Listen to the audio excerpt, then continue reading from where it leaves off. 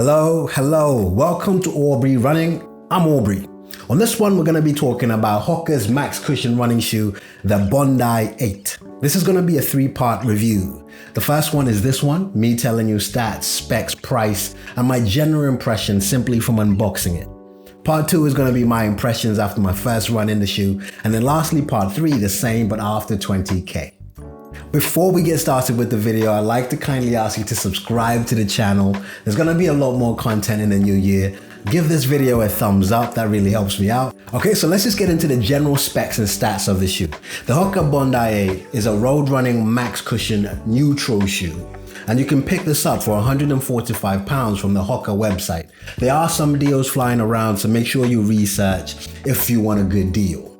About the shoe itself, the key feature is the midsole, and being a max cushion shoe, you have to pay close attention to how it's made up. And we'll get into more details, but all you need to know for now is a 37mm stack height, a 4mm drop. I weighed my shoe, it's a UK size 9.5, and it's 332 grams.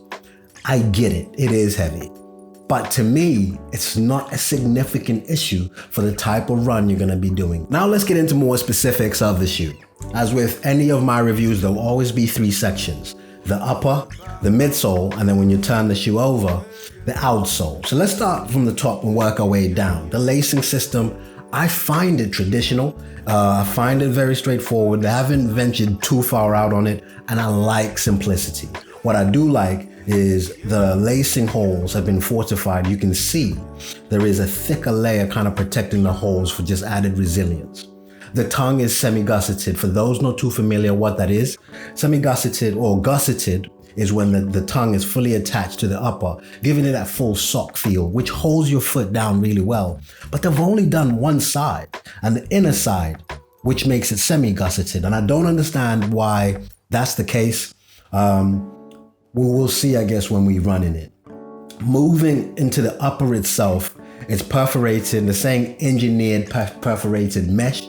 That's just added breathability. The previous version was criticized for that, so they're trying to do that in here. An honorable mention as well, it might not be a big deal to some, is this little handle here.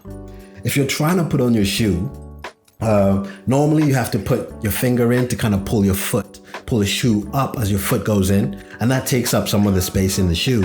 And if you pinch your finger, it does hurt. And so for me, I do prefer that. And it could serve you well just for storage. You can hook this somewhere. I don't know, just little.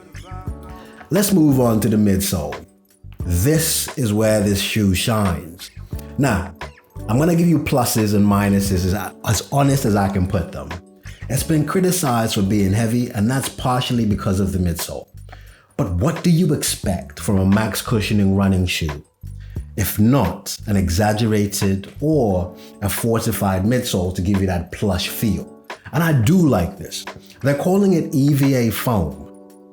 I like how it feels. And when I talk about max cushion running shoes, so Hoka said this is a game changer in the max cushion running shoes.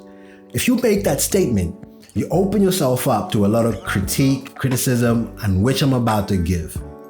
When I talk of max cushioning, my benchmark, the epitome of max cushioning to me is Nike Invincible Run Flyknit 2. That shoe just feels like heaven. I have a preference and a bias for max cushion running shoes, so I would definitely always have a view. This is not as cushy as the Invincible, but it is one that is very, very comfortable. I actually enjoy it. I wouldn't say it's a game changer, but I actually enjoy how my foot feels in the shoe. The other thing to add in terms of the base of the shoe, that is a combination of the midsole and the outsole, is the width of it. I absolutely love the width of that. And if you actually look at it head on, you get to see that the uppers actually run to about there, then the rest is the outsole and the midsole. However, it has been criticized because of that. You can either see this as it's got a very wide base, yippee, or it's got a very narrow upper. Now that is most of the criticism that I have seen. So for people with wide feet, please make sure you're looking at the wide fitting shoe version of this Hoka Bondi 8. Don't get the standard fit. Mine works very well. I tried it and my 9.5 fit very true to size. Okay, let's turn the shoe over and talk about the outsole. Not a lot to say really, but the EVA foam we talked about on the midsole runs all the way through to the underside, and then they've added a carbon rubber. I don't know what, it just sounds techie, so I like it.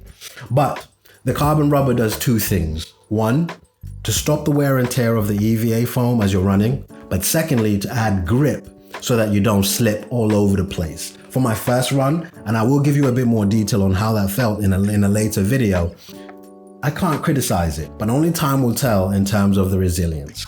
Now let's talk about the pros and cons of the shoe. Bad news first. That narrow foot we just talked about has been cited by many runners and they don't like that. For me, my comeback to that is maybe get the wide fitting version of it. The second thing, it's been criticized for being heavy and clunky. I understand that. I'll give you that and it's fair. But for me, most of my runs don't require the shoe to be light.